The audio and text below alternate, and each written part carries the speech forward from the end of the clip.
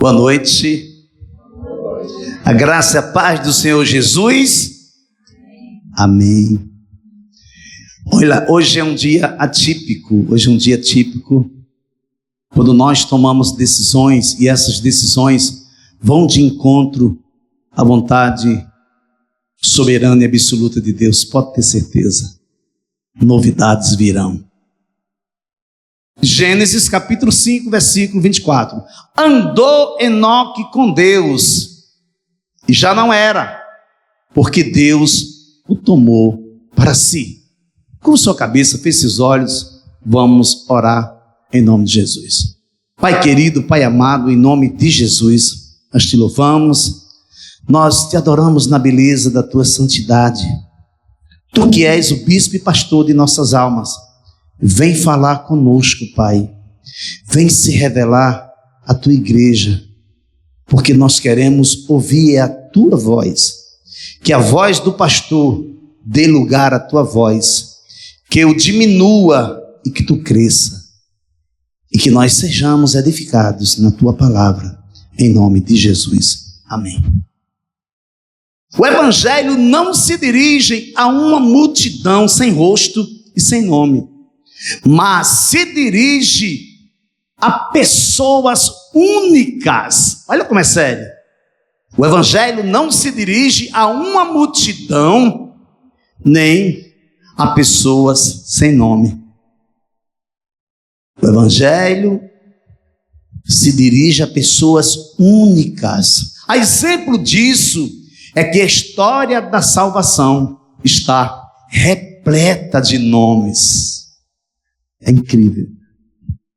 O nome é a forma de linguagem pela qual uma pessoa recebe um tratamento particularizado no que se refere a amor pessoal, da maneira que Deus me ama, como Ele me alcançou, porque Deus amou o mundo de tal maneira que deu seu Filho unigênito para que todo, olha aí, todo aquele é uma pessoa, ela tem rosto, todo aquele que nele crê, ele tem nome.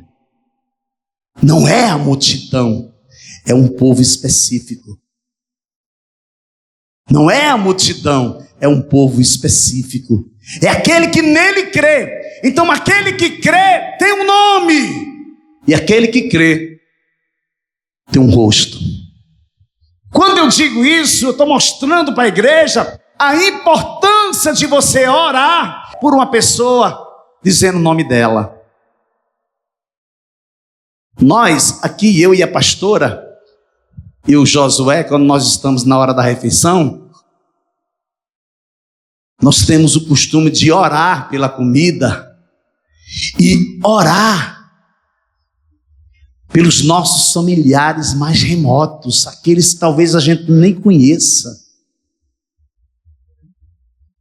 Mas a gente, muitas vezes, a gente dá nome, a gente mostra o rosto para Deus. O nome é a forma de linguagem pela qual uma pessoa recebe um tratamento particularizado no que se refere a amor pessoal, intimidade e responsabilidades específicas. Quando a gente recebe um nome, por que você recebe o nome? Quando você confessa Jesus como seu único e suficiente Salvador, seu nome é escrito no livro da vida. O que vai acontecer? A partir daquele momento, Deus vai analisar se aquele nome pertence ou tem a ver com o propósito dele para a sua vida. Porque se não tiver dentro do propósito, ele muda seu nome.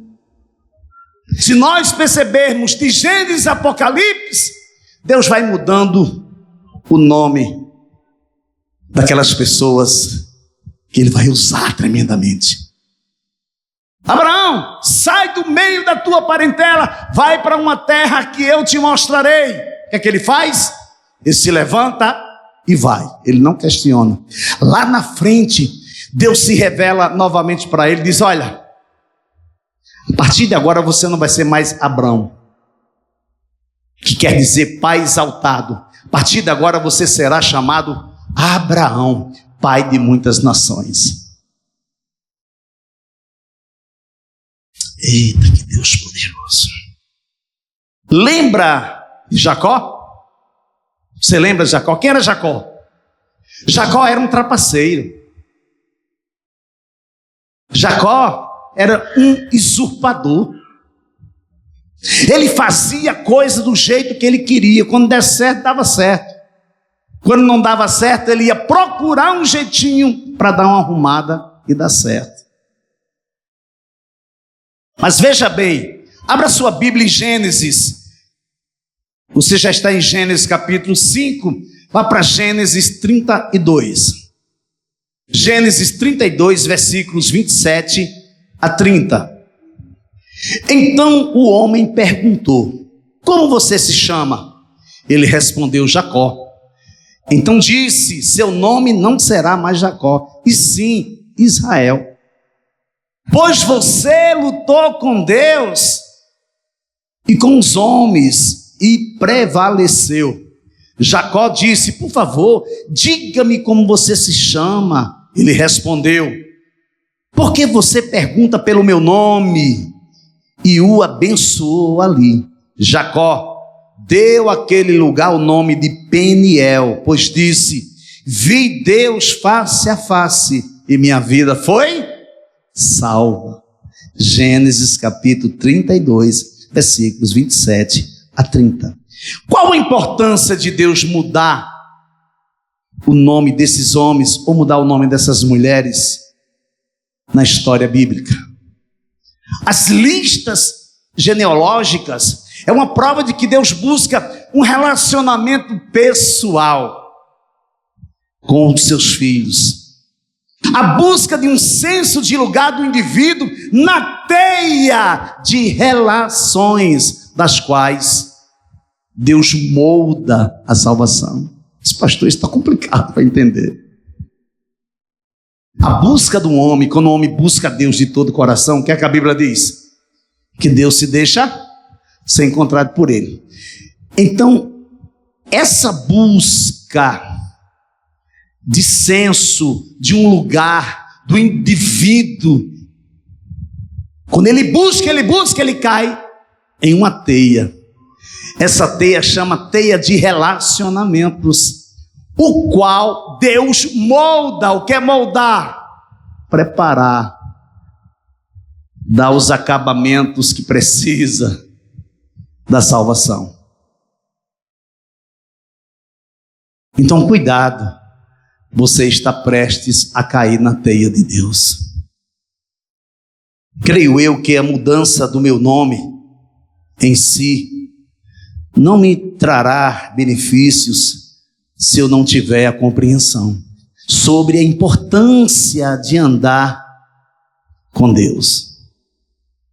Também não verei os frutos dessa história entre Deus e eu, entre mim e Deus. Eu preciso saber aonde tudo começou, o que de fato eu deixei para trás e onde foi que tudo mudou. É por isso que o título, o tema dessa mensagem é Andando com Deus. Irmãos, quanto a mim, não julgo havê-lo alcançado, mas uma coisa faço, esquecendo-me das coisas que ficam para trás e avançando para as que estão diante de mim. Prossigo para o alvo, para o prêmio da soberana vocação de Deus em Cristo Jesus. Filipenses capítulo 3, versículos 13 e 14. Algumas características de uma pessoa que anda com Deus. Existem muitas. Eu vou trazer 2 características e 3 subpontos, tá bem? Então veja bem, a primeira parte dessa mensagem eu estou chamando de um caráter sublime. Veja aí, Gênesis capítulo 5, quero que você leia comigo, abra sua Bíblia e leia comigo, Gênesis capítulo 5, versículos 21 e 22. Enoque viveu 65 anos e gerou a Metusalém. Andou Enoque com Deus, E depois que gerou Metusalém, viveu 300 anos e teve filhos e filhas. Gênesis capítulo 5, versículos 21 e 22. Percebemos que na narrativa do autor acontece uma interrupção. Há uma ruptura. Ele para. Ele vem lendo. Se você começar a ler o versículo 1 do capítulo 5, você vai ver que ele começa uma genealogia. Ele começa do versículo 1. Quando ele chega no versículo 21, ele muda totalmente. Ele vai dizer: Enoque viveu 65 anos e gerou Metusalém. Aí ele muda, olha. Andou Enoque com Deus, e depois que gerou a Metusalém, viveu 300 anos e teve filhos e filhas. Alguns historiadores apontam para um acontecimento extraordinário depois que ele foi pai de Metusalém. Diz que a vida de Enoque mudou por completo. Então acontece uma interrupção. Ele vem mostrando os nascimentos existenciais, períodos e mortes, que chamamos de genealogia, que nem sempre o crente em si gosta de ler uma genealogia. Por quê, pastor? Porque é uma leitura monótona, é uma leitura que causa enfado por falta de variedade ou novidade. No decorrer da sua narrativa, ele diz, Enoque viveu 65 anos e gerou Metusalém. Andou Enoque com Deus. Enoque que agradou a Deus e viveu em sua presença imediata, ou seja, ele andou com Deus sem interrupção. Quando você vê uma pessoa assim, fulano de tal, andou com Deus, ou fez algo sem interrupção, ou seja, fez algo imediato. Esse texto que você está lendo, ele está dizendo que essa pessoa fez algo sem interrupção, que essa pessoa começou a fazer, essa pessoa não parou. É tremendo. Também entendo que uma pessoa para andar com Deus precisa ter fé. Uma pessoa para andar com Deus tem que ter fé. Porém, essa fé precisa ser uma fé qualitativa. O que é uma fé qualitativa? Uma fé de qualidade. Uma fé que tenha a essência da pessoa bendita de Jesus Cristo. Não propriamente me refiro a uma fé já existente e desenvolvida. Olha como é sério. Não estou aqui tratando de uma fé existente e desenvolvida. Por quê? Porque eu creio, sou eu que creio assim, e me encontro diante das Escrituras me mostrando que acontece dessa maneira. É que você tem uma fé, mas você só desenvolve essa fé quando você anda com Deus. Se você não andar com Deus, você vai ter sempre uma fé raquítica, uma fé que não cresce, uma fé desqualitativa, uma fé que não tem qualidade. Então, não é uma fé cristocêntrica, não é uma fé salvífica, é uma fé que precisa de um enxerto da presença de Deus. Pois essa mesma fé só poderá ser uma fé desenvolvida quando eu estiver andando com Deus sem interrupção. Pastor, e quando é que eu ando com Deus sem interrupção? Primeiro, quando eu não descontinuo. Quando eu entendo que a perseverança precisa ter o quê? Uma ação completa. Eu só vou entender que eu não posso descontinuar na minha caminhada com Deus. Eu tenho que andar com Deus e continuar andando com Deus, se a minha fé me levar a uma perseverança que tem uma ação completa. O que é preciso para acontecer isso, pastor? Abra Tiago capítulo 1, a partir do versículo 2. Meus irmãos, tenham por motivo de grande alegria o fato de passarem por várias provações, sabendo que a provação da fé que vocês têm produz perseverança. Olha como vai mudar agora. A fé, eu estou sendo provado, eu estou sendo atacado, eu estou sendo caluniado, eu estou sendo traído, e eu continuo, eu persevero. O que é que acontece? Essa fé, ela vai gerando perseverança, ela vai gerando perseverança, porque eu preciso continuar, eu preciso ter perseverança. E às vezes, na metade do caminho, nós decidimos desistir. Uma chuvinha de luta, eu já não quero mais. O barco balançou, eu já quero pular do barco. Não. Tiago está dizendo que você deve se alegrar pelo que você está passando. Está sofrendo? Está sofrendo? Está chorando? O que você está passando? Sorria. Igreja, sorria aí para me ver. Sorria. Deus é bom. Então o que é que acontece? Sorria. Se você está passando por provações, não murmure. Em vez de murmurar, cante. Em vez de murmurar, louve. Em vez de murmurar, adore. Então Tiago está dizendo assim, sabendo que a provação, versículo 3, sabendo que a provação da fé que vocês têm produz perseverança.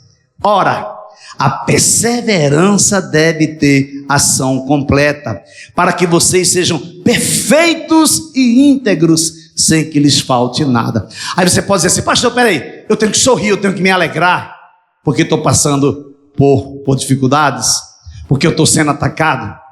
Eu devo me alegrar, pastor? Deve sim. Mas me diga uma coisa, pastor. Depois que eu me alegrar, isso gerar perseverança, pastor, eu vou ser uma pessoa perfeita? Eu vou ser uma pessoa íntegra? Não é isso que o texto está dizendo. O texto está dizendo que naquela prova que você está passando, você vai ser perfeito. Por quê? Porque você venceu. Porque você continuou.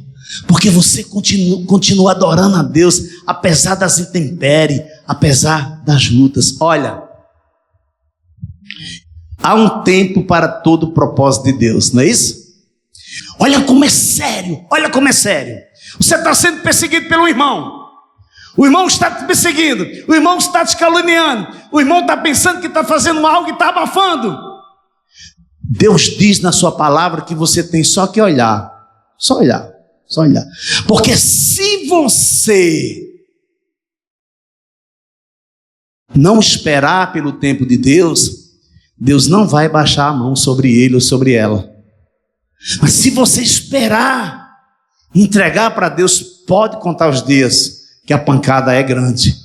Agora, olha como é sério isso aqui. O texto bíblico diz que quando a pessoa estiver sendo disciplinado ou disciplinada, se você sorrir, se você gostar da disciplina, diz que Deus tira a mão de cima do seu inimigo e coloca a mão em cima de você. É sério, gente. Sabe por quê? Deus não é um Deus que hoje ama você e amanhã ele diz que ele não ama. Deus não é um Deus que diz que tem um propósito na sua vida, amanhã ele joga você fora. De maneira alguma. Agora entenda uma coisa. O livro de Tiago, capítulo 1, no texto que nós lemos de 2 a 4, ele nos mostra que a importância da perseverança. Agora entenda uma coisa, se você lê, chega em casa e você lê, quando você chega no versículo 4, aí Tiago diz, peraí, está faltando uma coisa. O que é está faltando? Está faltando alguma coisa. Essa pessoa, ela não tem sabedoria. Por quê? Porque ela está pedindo a Deus para tirar ela da luta. Ela não entende que ela tem que ficar sofrendo. É como se você fosse colocado dentro do fogo Você está aí, ai Senhor, está doendo, está queimando, e você aqui, ó, tira-me, tira daqui. Deus vem, pega a sua mão, tira você, você respira, Deus, você respirou, filho? Atendi o teu chamado, agora volta de novo, porque você precisa ficar aí. Senhor, mas tu disse que me ouviu. Ouvi, eu vim o teu socorro, mas você ainda precisa saturar um pouco, você precisa continuar. Aí você diz, poxa, mas Deus gosta de ver os seus filhos sofrerem? Não, amados, não é isso, não se trata disso, se trata de tratamento, se trata de preparação, se trata de você receber aquilo que Deus tem para a sua vida, e tão somente para a sua vida. A exemplo disso foi Daniel, Sadraque, Mesaque e Abdinego. Daniel capítulo 3, versículos 13 a 17. Então Nabucodonosor, irado e furioso, mandou chamar Sadraque, Mesaque e Abdinego, e eles foram levados à presença do rei. Nabucodonosor lhes disse: Sadraque, Mesaque e Abdinego, é verdade que vocês não prestam culto aos meus deuses, nem adoram a imagem de ouro que levantei? Agora, pois, se vocês estão prontos quando ouvirem o som da trombeta, da flauta, da cítara, da harpa, da lira, da gaita de foles, prostrem-se e adorem a imagem que eu fiz. Mas se não adorarem, serão no mesmo instante lançados na fornalha ardente. E quem é o Deus que os poderá livrar das minhas mãos?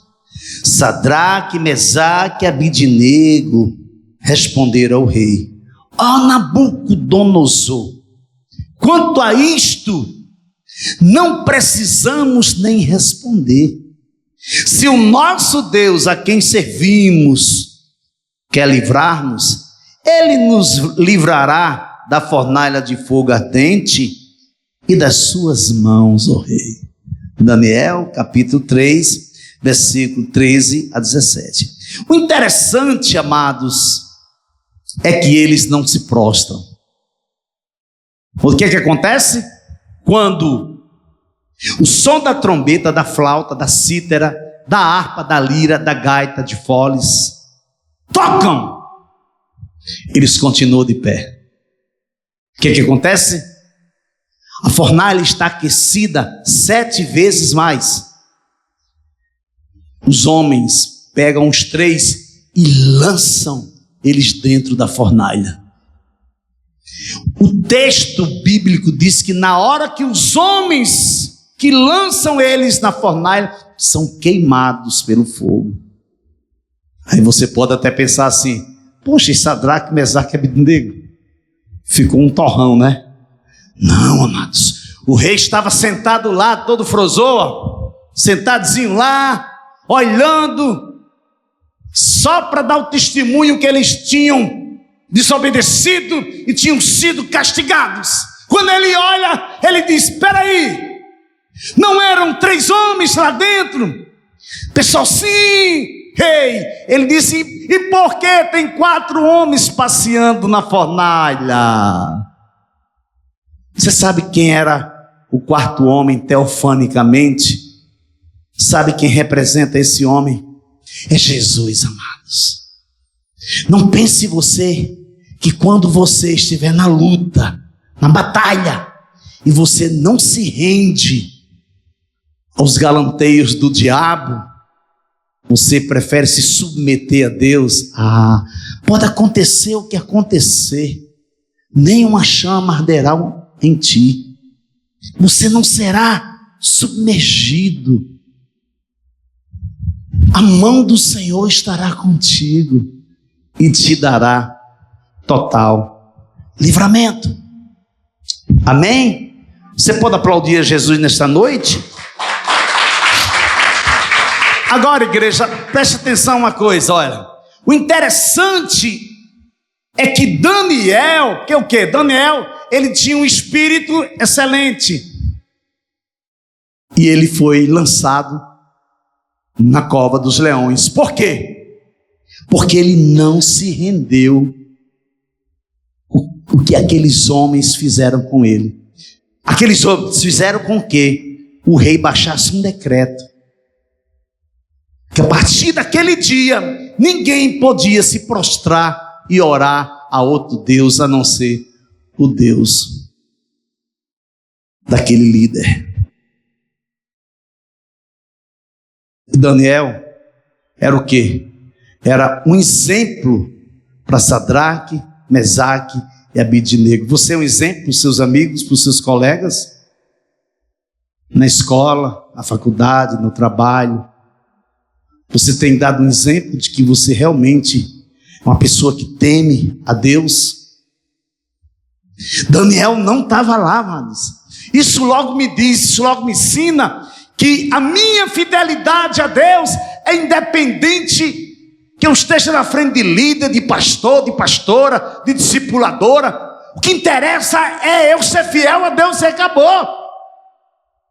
Porque se eu for fiel a Deus, o meu discipulador vai responder por mim, o meu pastor vai responder por mim, a minha pastora vai responder por mim. Mas pastor, por que é o discipulador? Por que é o pastor, é a pastora? Porque Deus usa homens. Você não quer que seja assim? Mude-se para o céu, porque você está na terra. Existe uma hierarquia que foi estabelecida por Deus. Segundo, quando eu presto contas. Nós vimos aqui quarta-feira, no tempo de oração, quando eu olho para o texto de Enoque, que Enoque andou com Deus e Deus o tomou para si, eu não só vejo isso, eu vejo que Enoque era um homem que tinha um caráter sublime. Eu creio que Enoque prestava contas com Deus. Eu creio que Enoque era um homem submisso à palavra, à vontade de Deus. Eu creio que Enoque era uma pessoa que amava o seu próximo e se dedicava a ajudar as pessoas.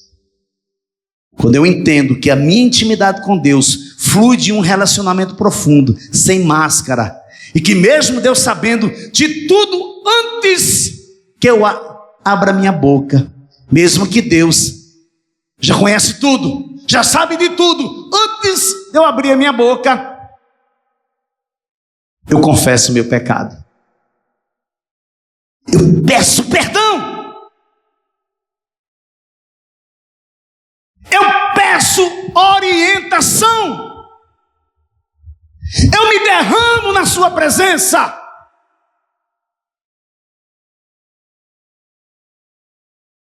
Não há criatura que não seja manifesta na sua presença. Pelo contrário, todas as coisas estão descobertas e expostas aos olhos daquele a quem temos de prestar contas. Hebreus capítulo 4, versículo 13. Pedro era tão íntimo de Jesus que Pedro não vai poupar palavras, amado, para dizer: Senhor, Jesus, tu não vai fazer isso, tu não vai morrer, tu não vai ser maltratado. Jesus, para trás de mim, Pedro. Satanás, para trás de mim. Por que Pedro fez isso? Era porque ele não amava Jesus? Era não, amado. Pedro fez isso porque Pedro tinha intimidade com Jesus. Antes ele disse: Pedro, quem tu diz? Todos que dizem que eu sou por aí, eu disse que sou profeta, tu disse que é Moisés, outros dizem que é Elias. Senhor, tu és o Filho do Deus Altíssimo. Aí em seguida Jesus disse: Pedro, vem cá, Pedro, você é o primeiro que eu vou abrir meu coração. Eu vou ser entregue aos homens, vão me torturar, vão me maltratar, eu serei morto. Não. Tu não vai fazer isso, Jesus. A alma. Responda uma coisa: eu só tenho que prestar contas, ou eu só vou prestar contas com Deus quando eu estiver lá no céu? Sim ou não, igreja? Por quê? Veja aí sua Bíblia, Evangelho de João, capítulo 17, versículo 1 a 4. Depois de dizer essas coisas, Jesus levantou os olhos ao céu e disse: Pai, é chegada a hora. Glorifica o teu Filho, para que o Filho glorifique a ti. Versículo 2. Assim como lhe deste autoridade sobre toda a humanidade, a fim de que ele conceda a vida eterna a todos os que lhe deste. Olha o que ele vai dizer no versículo 3. Ó. E a vida eterna é esta: que conheçam a ti, o único Deus verdadeiro, e a Jesus Cristo, a quem enviaste. Eu te glorifiquei na terra, realizando a obra que me deste para fazer. João 17, versículo 1 a 4. O que é que eu entendo? O que é que o texto está dizendo? A vida eterna é no céu? Não, a vida eterna começa aqui, quando eu passo a conhecer o Deus Todo-Poderoso, e através do seu Filho Jesus, eu começo a ter revelações mediante a sua palavra. Esta é a vida eterna. Quando a sua casa tem paz, quando você chega na sua casa e você pode se deitar, você pode dormir, chega a hora da refeição, você vai para a mesa e come em paz. É a vida eterna que você está vivendo aqui, se preparando para viver uma vida eterna na eternidade. É isso que Jesus está dizendo, amados. Terceiro, quando eu obedeço aos seus preceitos. Os preceitos de Deus são os mandamentos, ensinamentos e regras divinas que orientam a conduta moral e espiritual de uma pessoa. Quando eu somente ouço e em seguida esqueço o que Deus me mandou fazer, é delicado, amados. Por quê? Até mesmo quando eu não esqueço, eu não faço porque eu não quero fazer. Isso se configura desobediência. E eu estou desagradando a Deus. A exemplo disso, nós temos o conhecido profeta Jonas. Deus manda ele ir para Nínive pregar, para que o povo se converta, e ele não destrua, não subverta a cidade. Ele vai a Jope, com seu próprio dinheiro, compra passagem, e vai para Tarsis, para uma cidade turística, vai passear. Segunda parte da mensagem. Uma vida recomendável. Veja aí, Gênesis capítulo 5, versículo 23 e 24. Todos os dias de Enoque foram 365 anos. Andou Enoque com Deus e já não era, porque Deus o tomou para si. Enoque agradou a Deus em pensamentos, em palavras e atitudes. Enoque viveu de acordo com a vontade soberana e absoluta de Deus. A vida que você está vivendo hoje é recomendável? Você recomendaria, ou alguém recomendaria a sua vida? Olha para a vida de fulano, olha, desde o dia que aquela pessoa confessou Jesus, essa pessoa mudou por completo. Você dentro do seu trabalho, você se recomenda, você mesmo se recomenda para os seus clientes? Você mostra o Deus que está na sua vida? Porque você pode mostrar o Deus que está na sua vida sem palavras, só com suas atitudes. Eu creio que esse tempo que nós entramos de revitalização vai mostrar caminhos que talvez nós nos encontramos de frente a caminhos que não é para nós caminharmos. De encontrarmos com determinadas pessoas ou determinado grupo de pessoas que não é para mim caminhar. Eu creio que no período da revitalização da igreja, Deus vai fazer isso. Você gostaria E ao mesmo tempo você se conformaria com Deus tratando você da mesma maneira que você tem tratado Ele? Olha para cá, por favor. Não me responda não, mas introduz essa pergunta lá para o teu homem, lá para a tua mulher interior. Você gostaria, ou você se conformaria que Deus tratasse você do jeito que você tem tratado Ele, do jeito que você tem se relacionado com Ele? Por favor, quem gostaria, levante a mão, que eu quero conhecer. Eu já levantei a minha, querido. Eu gostaria sim que Ele me tratasse da maneira que eu tenho tratado Ele. Hoje, agora, eu gostaria. Possa ser que quando eu descer daqui, eu já não queira mais. Senhor, tem misericórdia de mim. Mas aqui, do jeito que eu estou, pecador, miserável, nas mãos de um Deus perfeito, nas mãos de um Deus que é santo, nas mãos de um Deus que é amor, mas que é fogo devorador, que é juiz. Eu estou bem quietinho. Senhor, pode fazer o que tu queres fazer. Mas quando eu descer daqui, possa ser que eu diga: Senhor, tem misericórdia de mim, não me destrói agora. Deixa para destruir depois. Depois tu me destrói. Deixa eu terminar a obra. Mas aquieta teu coração. Aquieta teu coração. Sabe por quê? Porque Deus não é humano como você. E eu quando cheguei nessa parte aqui, eu me tremi todinho.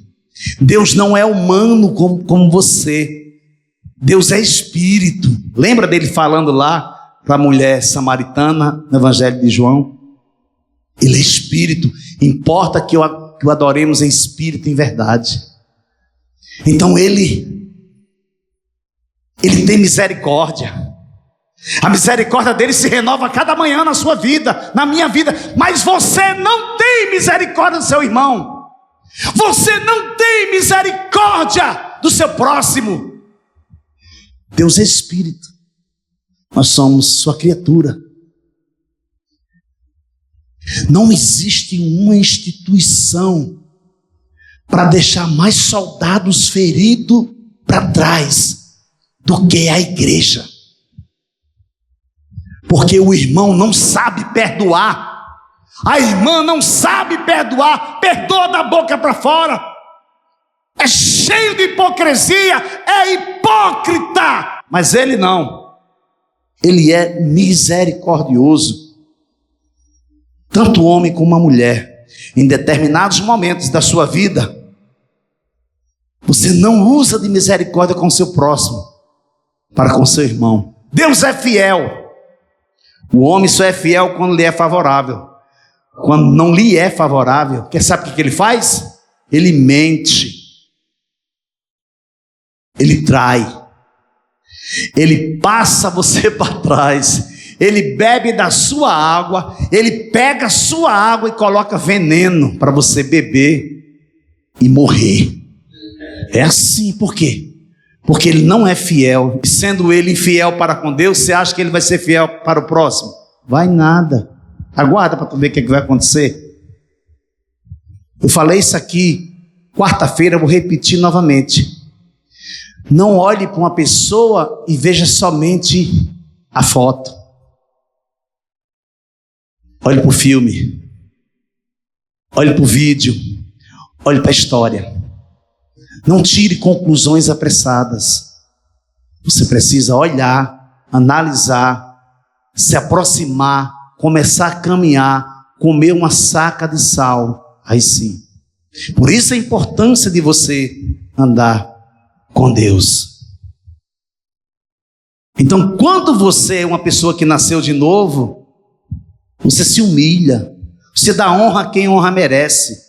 Você não tem dificuldade de ver os outros brilhando e caminhando com Deus e agradando a Deus. Pelo contrário, esse homem transformado vibra com a sua vitória e glorifica a Deus pela sua vida. Conclusão. Então, Hebreus capítulo 11, versículos 5 e 6. Pela fé, Enoque foi levado a fim de não passar pela morte. Não foi achado porque Deus o havia levado, pois antes de ser levado, obteve testemunho de que havia agradado a Deus. De fato, sem fé é impossível agradar a Deus, porque é necessário que aquele que se aproxima de Deus creia que Ele existe e que recompensa os que o buscam. Hebreus capítulo 11, versículos 5 e 6. Que possamos sair daqui hoje entendendo uma coisa: não basta somente ter fé, é preciso andar com Deus, mas andar com Deus mediante a vontade dEle para a sua vida, de acordo com aquilo que Ele tem preparado para você. Aprenda uma coisa de uma vez por todas hoje, e aqui eu estou encerrando. O melhor que Deus tem para a sua vida, além de Jesus já estar vivendo na sua vida, porque o melhor de Deus é Jesus, mas o melhor que Ele tem para a sua vida, tem preparado para a sua vida, muitas vezes é o não. E se você não se acostumar com o não de Deus, você vai ficar assim, ó, rodando em círculo, rodando em círculo, rodando em círculos. Você tem que parar e receber e dizer: Senhor, obrigado, agora que eu vou te louvar, agora que eu vou te adorar, agora que eu vou, Senhor, bradar vitórias, eu vou dizer que Tu é bom, que Tu é maravilhoso. Ele diz: agora sim, agora eu vou o meu agir invisível agora vai na Tua direção. Por quê? Porque quando estou fraco, aí é que sou forte. Aí você pode dizer: mas isso não serve para mim. O que Deus tem preparado para mim será o que eu quero? Ele tem o melhor preparado para você, para a sua casa, para a sua família, para o seu casamento, para a sua empresa,